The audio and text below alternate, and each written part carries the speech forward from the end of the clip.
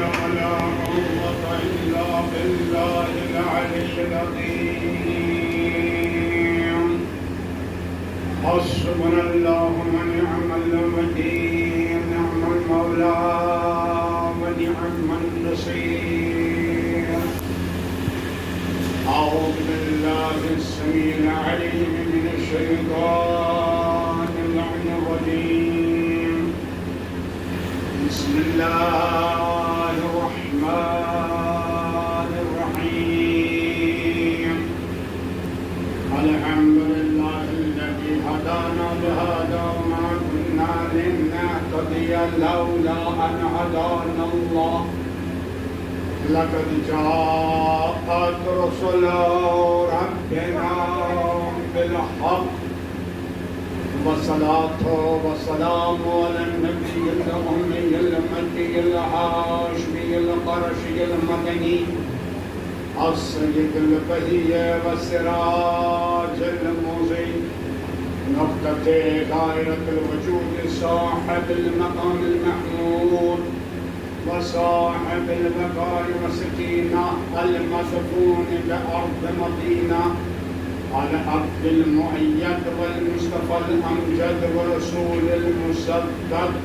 أبي القاسم محمد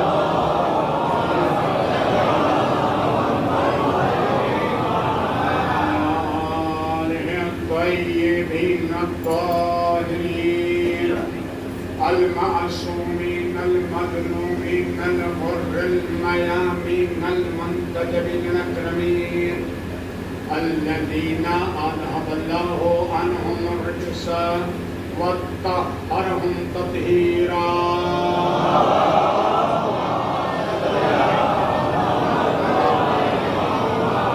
لعنة الله على أعدائهم وقتلتهم وغاصبي حقوقهم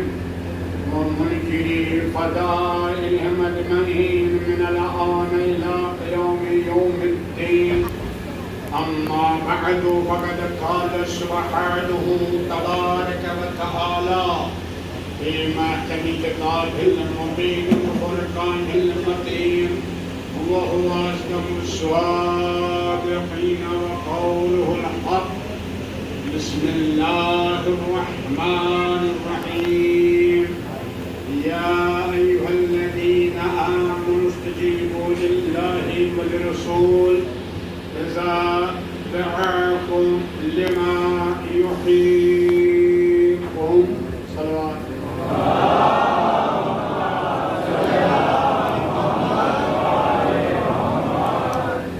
أرباب إيمان أرباب عقائد سید الشهداء اللہ کی نعمتوں کا جتنا شکر کیا جائے حق کے شکر ادا نہیں کیسی نعمتیں اللہ نے ہم کو عطا کی ہے ظاہری نعمتیں باطنی نعمتیں مادی نعمتیں معنوی نعمتیں جسمانی نعمتیں روحانی نعمتیں دنیاوی نعمتیں روحانی نعمتیں شمار نہیں کر سکتے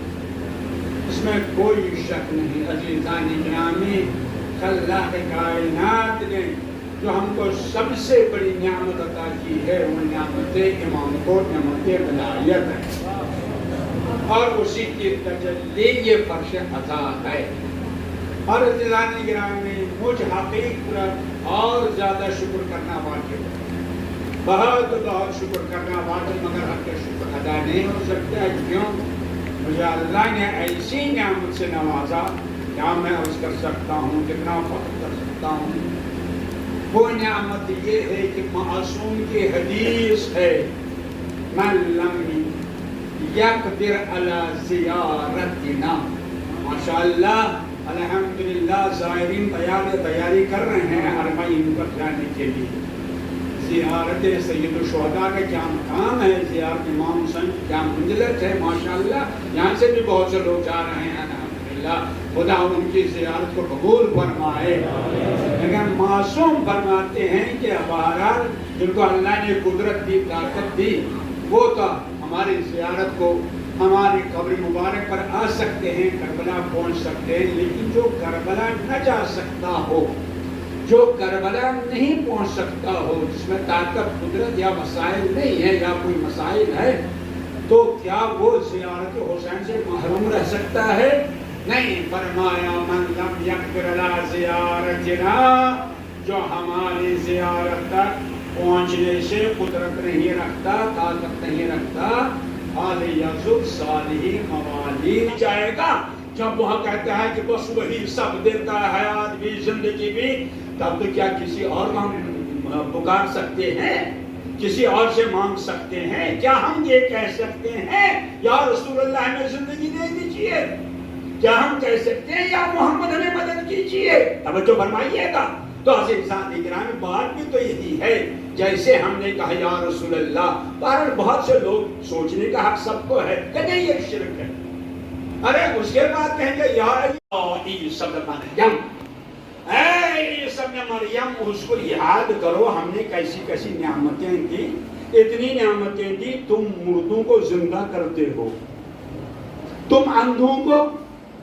بینائی عطا کرتے ہو، تم بیماروں کو شفا دیتے ہو۔ مطلب جائیں کہ نہیں، آپ مسلمان سے پوچھئے صحیح ہے کہ نہیں؟ کہاں کہ صحیح ہے۔ میں نے کہا کیسے؟ قرآن میں لکھا ہے تو عیسیٰ حیات بھی دیتے ہیں، حیات شفا بھی دیتے ہیں، عیسیٰ جو ہے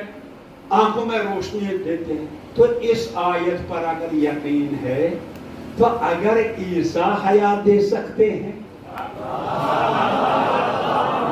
اس پر ایمان ہے تو فخر عیسیٰ۔ ایک صلوات بھیجئے پر محمد۔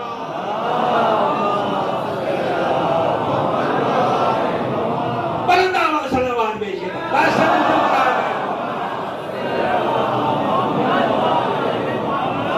اسی مسئلے کو حل کر دیا امام جعفر صادق علیہ السلام۔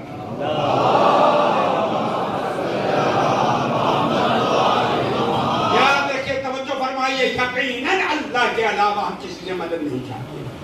اللہ کے علاوہ کسی کی عبادت نہیں، لا الہ الا اللہ ضرور آپ کہیے، مگر عزیزان گرامی یہ قرآن کہہ رہا ہے کہ نبی حیات دے رہے ہیں۔ جو قرآن کہتا ہے عیسیٰ حیات دیتے ہیں، وہی قرآن کہتا ہے نبی حیات دیتے ہیں۔ اس مسئلے کو حل کیا امام جعفر صادق علیہ السلام۔ ایک سلام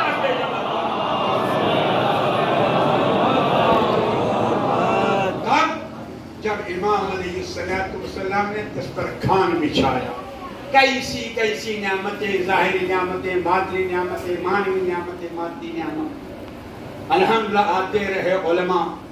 علم سے سیراب ہوتے رہے، اخلاق لیتے رہے، ہر چیز۔ ایک دن دسترخوان بچھایا امام صادق علیہ السلام، اور ایمان ابو ہمیں تمہاری ضرورت نہیں، متوجہ رہیے۔ تو جس کو اللہ اور رسول کے لیے بناتا ہے وہ دنیا سے سپر پاور سے کہتا ہے